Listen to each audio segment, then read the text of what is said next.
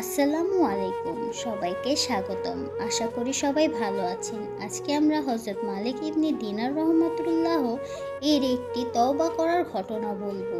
চলুন তাহলে শুরু করি। হযরত মালিক ইবনে দিনার রহমাতুল্লাহ বিখ্যাত বুজুর্গদের মধ্যে একজন ছিলেন।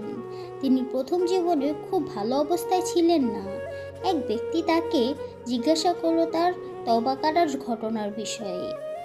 বলল, আপনার অতীত জীবনে কি এমন হয়েছে যার কারণে আপনি তওবা কেটেছেন? অর্থাৎ আপনার অতীত জীবনে তওবা করার কারণ কি ছিল? তিনি বললেন, আমি একজন সিপাহী ছিলাম। মদ খাওয়ায় বড় আসক্ত এবং অভ্যস্ত ছিলাম। সব সময় মদের মধ্যে ডুবে থাকতাম। আমি একটি দাসী কিনলাম। সে অনেক সুন্দর ছিল এবং তার সাথে আমার খুব ভালো একটি সম্পর্ক হয়ে গিয়েছিল। তার গর্ভে আমার একটি কন্যা সন্তান জন্মগ্রহণ করে। মেয়েটির প্রতি আমারও মহব্বত ছিল এবং সেও আমার প্রতি খুবই আকৃষ্ট ছিল।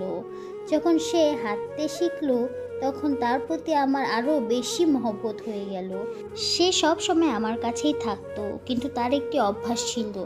যখন আমি মদ পান করতে নিতাম তখনই সে এসে মদের গ্লাসটি আমার হাত থেকে কেড়ে নিয়ে আমার কাপড়ে ঢেলে দিত। ভালোবাসার কারণে তাকে ধমক দিতেও দ্বিধাবোধ হতো। যখন তার বয়স 2 বছর হলো তখন সে মারা গেল। এই ব্যথা আমার অন্তরকে জখম করে দিল। একদিন 15ই শ্রাবণের রাত্রি ছিল। আমি মদের নেশায় বিভোর ছিলাম। এশারের নামাজও পড়িনি। এই অবস্থায় আমি ঘুমিয়ে পড়লাম। স্বপ্নে দেখলাম হাশরের ময়দান কায়েম হয়ে গেছে। লোকেরা নিজ নিজ কবর থেকে বের হচ্ছে। আমি ওই সমস্ত লোকের মধ্যে রয়েছি যারা হাশরের ময়দানের দিকে যাচ্ছে। আমি আমার পিছনে কেমন যেন মৃদু শব্দ শুনতে পেলাম।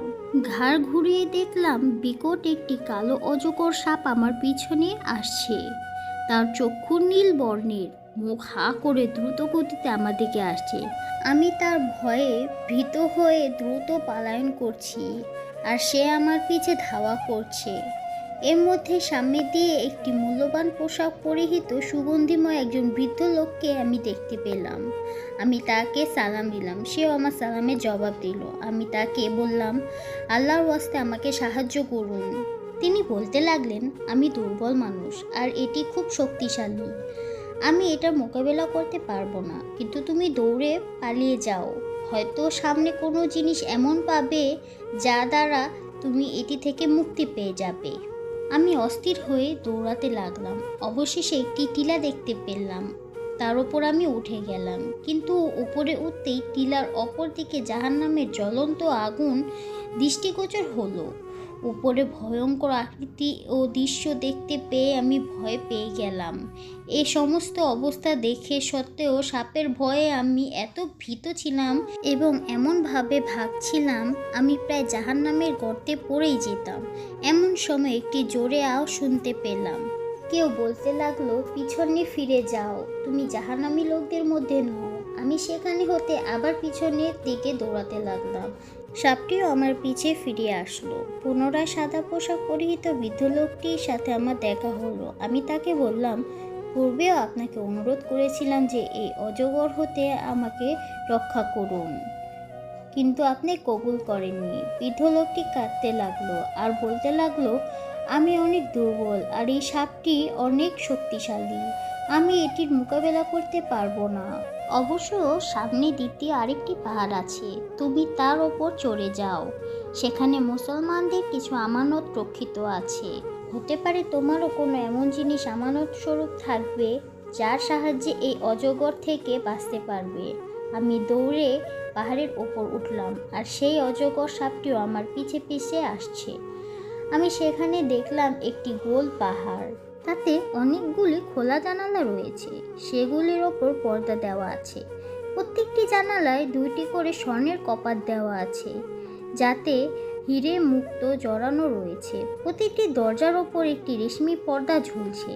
আমি যখন এটার ওপর উঠতে লাগলাম তখন ফেরেশতারা আওয়াজ দিল, কপাট খুলে দাও, পর্দা উঠিয়ে দাও এবং বাহিরে বের হয়ে আসো। হতে পারে এই দুর্দশাগ্রস্ত লোকটির কোনো আমানত তোমাদের মধ্যে এরূপ রয়েছে যা এখন তাকে এই মুসিবত থেকে মুক্তি দিতে পারে।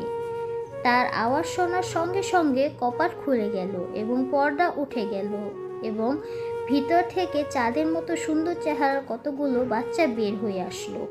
কিন্তু আমি অত্যন্ত পেরেশান ছিলাম যে সাপটি একেবারে আমার নিকটে এসে পড়েছে। ইতিমধ্যে বাচ্চারা চিৎকার দিতে লাগলো, আরে তোমরা সকলে জলদি বাহির হয়ে আসো, সাপটি তো একেবারে তার নিকটে চলে এসেছে। এতে করে বাচ্চারা দলে দলে বের হয়ে আসলো। তাদের মধ্যে হঠাৎ আমি আমার সেই 2 বছরের মেয়েটিকে দেখতে পেলাম, যে মারা গিয়েছিল। সে আমাকে দেখেই কাঁদতে লাগলো আর বলতে লাগলো, আল্লাহর কসম, উনি তো আমার আব্বা। এই বলিয়া তীরের মতো লাফ দিয়ে আমার নূরের পাল্লায় উপর চড়িয়া গেল এবং তার বাম হাতটি আমার ডান দিকে বাড়ালো। আমি তাড়াতাড়ি তাকে জড়িয়ে ধরলাম আর সে তার ডান হাতটি সাপটির দিকে বাড়ালো। সাথে সাথে সাপটি পিছনে পালিয়ে গেল। অতঃপর সে আমাকে বসালো এবং নিজে আমার কোলে এসে বসলো আর তার ডান হাতটি আমার দাড়ির ওপর বুলাতে লাগলো এবং বলতে লাগলো, হে আমার আব্বা জান, ঈমানওয়ালাদের মধ্যে যারা গুনাহ করে লিপ্ত থাকে তাদের জন্য কি এখনো সময় আসে নাই যে তাদের দিল আল্লাহর জিকিরের জন্য এবং ওই সত্য কথার জন্য যা তাদের ওপর নাজিল হয়েছে ঝুঁকে যাবে? তার এই কথা শুনে আমি কাঁদতে লাগলাম। আমি জিজ্ঞাসা করলাম, বেটি, তোমরা কি সকলে কোরআন শরীফ জানো? সে বলতে লাগলো, আমরা সকলে কোরআন শরীফ তোমাদের চেয়ে বেশি জানি। আমি জিজ্ঞাসা করলাম, বেটি, এই সাপটি কি মুসিবত ছিল যা আমার পিছে লেগেছিল? সে বলল, এটি আপনার বদ আমল ছিল। আপনি এটাকে নিজের গুনাহ দ্বারা এত শক্তিশালী করে দিয়েছেন যে সে আপনাকে এখন টেনে হিচড়ে জাহান্নামে নিক্ষেপ করার জন্য এসেছিল। আমি জিজ্ঞাসা করলাম, ওই সাদা পোশাক পরিহিত দুর্বল বুজুর্গ কে ছিলেন? সে বলল, তিনি আপনার নেক আমল ছিলেন, যাকে আপনি এত দুর্বল করে দিয়েছেন যে তিনি সাপটি আপনার সামনে থেকে দূর করতে পারেনি। অবশ্য এতটুকু সাহায্য করেছে যে বাচ্চার জন্য রাস্তা বলে দিয়েছে। আমি জিজ্ঞাসা করলাম, বেটি, তোমরা এই পাহাড়ে কি করো?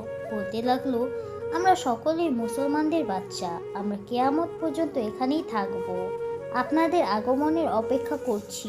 যখন আপনারা সবাই আসবেন তখন আমরা সুপারিশ করব। অতঃপর আমার ঘুম ভেঙে গেল। তখন ওই সাপের ভয়ে আমি ভীত ছিলাম। আমি উঠেই আল্লাহ তাআলার সম্মুখে তওবা করলাম এবং আমার সমস্ত খারাপ কাজ ছেড়ে দিলাম।